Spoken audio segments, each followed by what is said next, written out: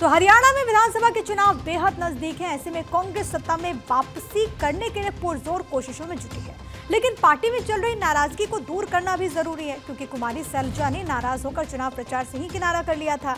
हालांकि अब वो मांग गई है, लेकिन अब कहीं हुड्डा ना रूठ जाएं, इसी डैमेज को कंट्रोल करने के लिए राहुल गांधी ने 2 वे का प्लान तैयार किया। करनाल के असंध विधानसभा सीट और हिसार के बरवाला में राहुल गांधी ने चुनावी जनसभा को संबोधित किया। राहुल गांधी की जिन 2 क्षेत्र में रैली थी, इसमें एक सीट पर सैलजा के करीबी तो दूसरे पर हुड्डा के नजदीकी चुनावी मैदान में।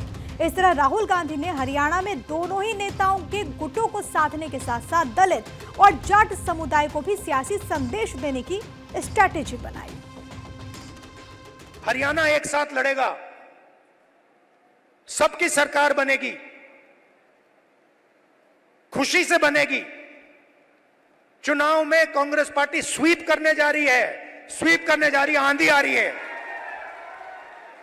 और हम सबकी सरकार बनाएंगे। किसी एक की सरकार नहीं होगी, पूरे हरियाणा की सरकार होगी। इसमें सबकी इज्जत होगी, सबकी रिस्पेक्ट होगी, सबकी जगह होगी। और मेरी जहां भी आपको जरूरत हो,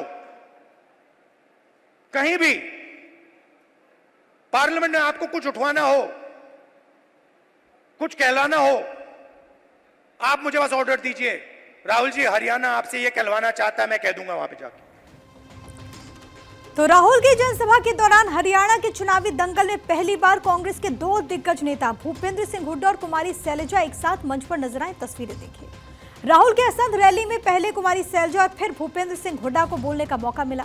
भाषण के दौरान भूपेंद्र सिंह हुड्डा ने कुमारी सैलजा को बहन के साथ वरिष्ठ नेता कहकर संबोधित किया। सैलजा को पहले भी हुड्डा बहन बताते रहे हैं, लेकिन आज राहुल के सामने रैली के मंच से उन्होंने वरिष्ठ नेता भी जरूर जोड़ा।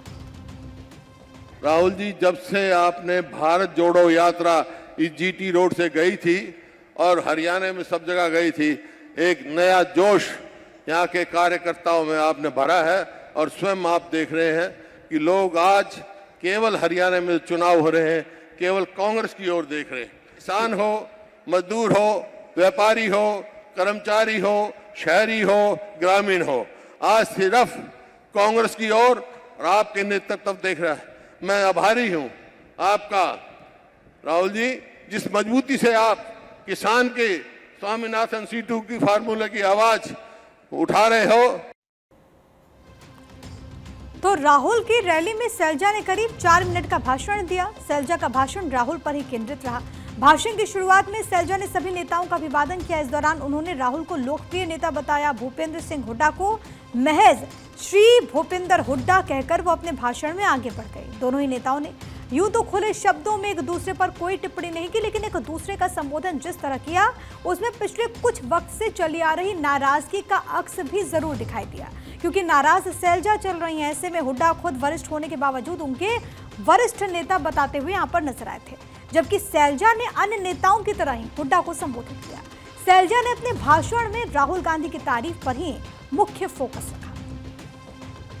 हमारे आदरणीय नेता राहुल गांधी जी का स्वागत करती हूं, इनका धन्यवाद करती हूं, जो आज इन्होंने देश में कांग्रेस पार्टी का परचम इतना ऊंचा लहरा दिया है।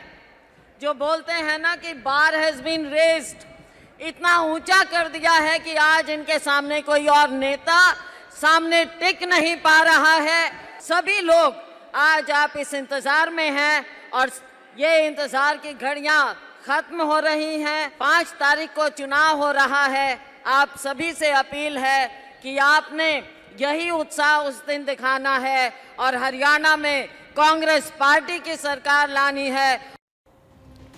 तो रैली के मंच पर भूपेंद्र सिंह हुड्डा को राहुल गांधी के बाईं तरफ बैठने की जगह मिली। राइट में प्रदेश अध्यक्ष उदय भान बैठे और उनके पास सैलजा को बिठाया गया। दरअसल ये प्रोटोकॉल की वजह से हुआ। राहुल के एक तरफ कांग्रेस के प्रदेश अध्यक्ष उदय भान और दूसरी तरफ नेता प्रतिपक्ष भूपेंद्र सिंह हुड्डा को जगह मिली। सैलजा के बगल में चौधरी बीरेंद्र सिंह बैठे हुए नजर आए। बीरेंद्र सिंह केंद्रीय मंत्री रह चुके हैं, तो ये पूरा प्रोटोकॉल यहाँ पर नजर आया। हालांकि कई मौके ऐसे भी आए जब राहुल गांधी के दोनों तरफ हुड्डा और कुमारी सैलजा बैठे हुए नजर आए।